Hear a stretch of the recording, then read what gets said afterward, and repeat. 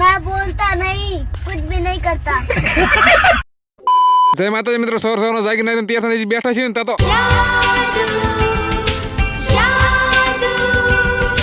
અબે સાલે ઝડપથી એકડાળે સાહેબ પી લીધો ને આવી ગયા સીધા વાડીએ. પછી વાડીએ પગ્યા આપણે નેવી ગાડીના 1000 કિલોમીટર પૂરા થઈ જાય એની ખુશીમાં ઉતારવાનો હાથ આપણે જામફળ. પછી ઝડપથી કેરેટ બે ઝડપથી ગાડી નીકળી જામફળ ઉતારવા. મને તો એ નહીં સમજાતું બાપુ વેલા આવશે હું મોડો આવું. જયારે હું વાડીએ કામ કરવા આવું ત્યારે બાપુ એમનું કામ પૂરું કરીને ભાગી જ ગયા હોય. क्यों हिला डाला ना? પછી તમને ખબર છે જામફળ ઉતારવાનો એટલે કાળે ડોલ તો લેવી પડે ને. પછી ફાઇનલી 10 વાગે એટલે જામફળ ઉતારવા મારી દીધી એન્ટ્રી.